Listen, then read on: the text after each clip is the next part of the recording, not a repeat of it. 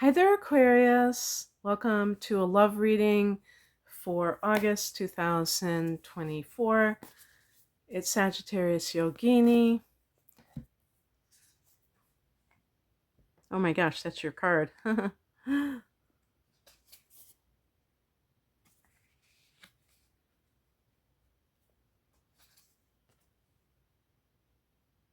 have to make sure. Some of these numbers are hard to read with this deck. Okay. Wow. Well, this makes a lot of sense that I got the World card as the last card because you have a full moon in your sign, and that can be endings of sorts. So, ew, sorry. I should have made sure to adjust this before I pressed the start button. Oh well. Let me bring this down. I don't want to mess with it. Okay. The heart of the matter is the star card. This connects with your particular sign, Aquarius. And by the way, this is for people who are single. If you're in a relationship, this is for people who are in relationships that are on life support or just you're not in sync anymore. The star card is a card of hope. And it really can be a card if you've gone through a difficult period and you were just like saying to hell with everything, I just don't believe in anything anymore. Like that cynicism, this gives you renewed faith in life. This is actually a card that is connected to if you have lost a loved one and you receive some kind of message or, this idea that they are still helping you, connected to you, then that can be what this means.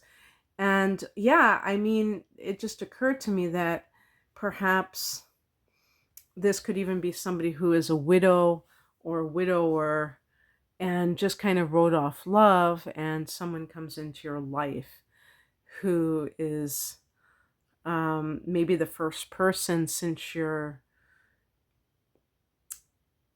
deceased spouse that you could even think of being in a relationship with. And it's like, finally, it's like life is opening up for you again. But the same thing could apply if you have gone through a nasty divorce or breakup. If you're single, you may have just kind of thought, hey, I'm going to be single for the rest of my life.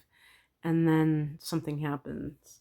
So really, when I do these readings, it's to give the message to always know that there's life can be very unpredictable, and that's what makes it so exciting, because you never know what's going to happen. And you could find the love of your life in a produce market, someplace that seems very random. You never know what's going to happen. And so this can be about having faith restored. Yep.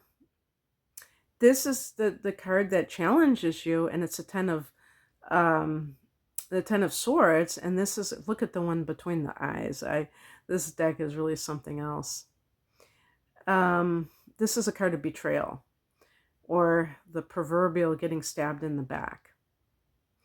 And so for some of you, a betrayal is still maybe fresh in your mind, or just it's so hard to let go of those feelings. If you if you are an Aquarius with the moon in Scorpio, I just want to tell you, because I mean that would be an exhibit A on how that could possibly happen. And I have done a series on sun moon combinations, and I did that combination, and I was doing it because I was listening to Phil Collins, and this album that he had in 1982 called Hello, I Must Be Going. And Phil Collins is an Aquarius. That's why I'm bringing this up.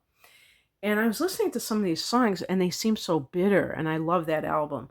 But it, really like, even with like a bright tone, it's still the words kind of sounded kind of bitter. And I looked up his chart, and sure enough, his moon is in Scorpio, and I just started laughing because it was very scorpionic. And so I did a video on that combination, and I couldn't believe how many responses I got. So if you have that combination, then certainly your emotions are nothing to be toyed with, because you feel things so deeply, even, with your sun sign being so abstract and detached. That's not how it plays out 100% of the time in your life. And even if you meet someone who you feel exemplifies the kind of person you'd like to be with, it may be hard to shake what this card represents. But that doesn't mean it's impossible. It just means that you will have to make a decision that you're not going to allow yourself to wallow in that particular experience. And by the way, this could even be work related, because maybe you thought you were going to get a promotion and somebody else did, and it was the person that you confided to. So you really feel like they had some inside information that they were sharing with the boss or whatever. You just feel betrayed for some reason.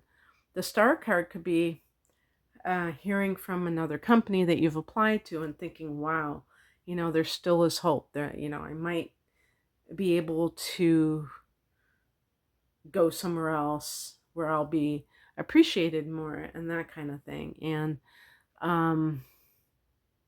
it can just be hard to sometimes the residue of the negative experience is hard to shake. That's all. What's coming in is the Eight of Cups. This is the card of leaving behind what no longer serves you. So this is exactly what such people probably should be doing if they're in a place where they feel like their spiritual path is being encumbered, is being blocked in some way because of the office politics, or if it's in a relationship because you're just not on the same page with that person anymore. Maybe at one time you were on the same page, but you're just not now, and you realize it. The outcome is the World card, the last card of the Major Arcana. This is a card of really closing a chapter on your life. This is the end of an era. So with a relationship, cups can be the emotions. It can be really like walking away from a relationship that has brought you a lot of suffering, finally being able to do so. Maybe you get some kind of a sign from someone who has crossed over, who's trying to imprint upon you some spiritual message to help you to navigate this time in your life. Because when you have that full moon in your sign on August 19th, the sun will be opposed in that house of what do you call it? Well, no, I'm sorry. Yeah,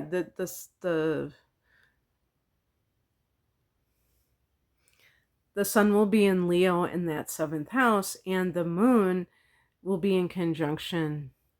Well, forget that. I can't say it's going to be in conjunction with your sun or ascendant, but I can say it's going to be in your first house. Let's just pretend it's going to be in your first house in everybody's case. But the thing is that the the sun is kind of like the light shining on something.